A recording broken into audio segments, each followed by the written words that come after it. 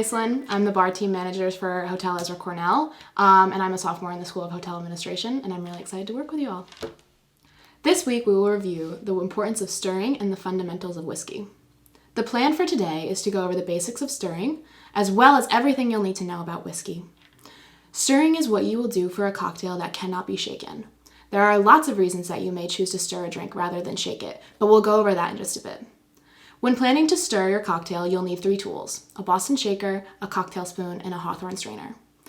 The first thing you'll want to do is fill the Boston shaker with ice around halfway. Next, add your liquor and any other ingredients that you would like to combine. Then, evenly stir the liquid for 15 to 20 seconds. When stirring, your fingers are responsible for moving the cocktail spoon, not your wrist.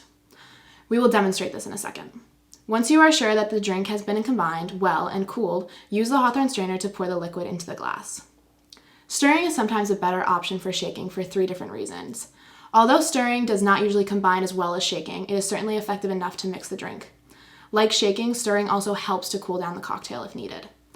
But the main reason you'll want to stir a drink is if it is carbonated, because shaking will cause much laughter from your coworkers and much anger from the customer whose drink just exploded all over them. You're going to want to stir the drink.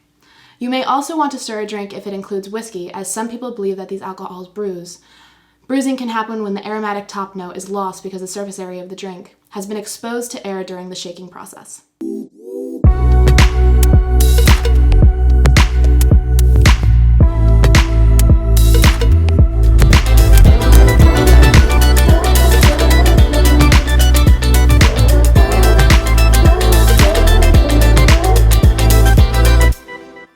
Onto the alcohol.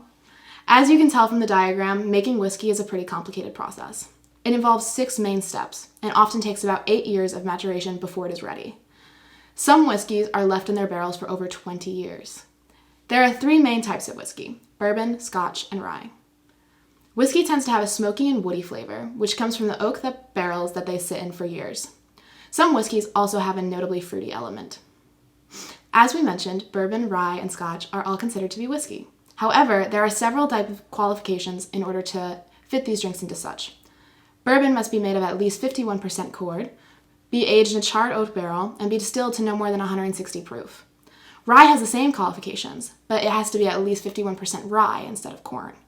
Scotch is different and must be made of only water and malted barley and possibly other cereal grains that are mashed, fermented, and distilled to no more than 190 proof and aged in oaked casks for a minimum of 3 years in Scotland. The scent of whiskey often correlates to how it tastes. Most whiskey smells very strongly of some combination of oak, maple, caramel, and smoke. Bourbon, rye, and Scotch all tend to have slightly different smells, but it's really in the flavor that you can taste the differences. These are some of the most popular brands of whiskey, several of which we've used for HEC in the past. Jim Beam and Maker's Mark are popular brands from Kentucky, while Dewar's and Macallan 12 are both from Scotland. Here are a few examples of some whiskey cocktails. These will be really important to know. A Manhattan is a popular whiskey drink made of bourbon, bitters, and vermouth. Guests may ask for this cocktail to be perfect or dry, which determines how much sweet vermouth versus dry vermouth you should add. A perfect Manhattan has equal parts of sweet and dry vermouth, whereas a dry Manhattan only has dry vermouth. After combining the ingredients, stir and strain into a martini glass, and use a cherry for garnish. Keep in mind that most whiskey drinks are garnished with a cherry.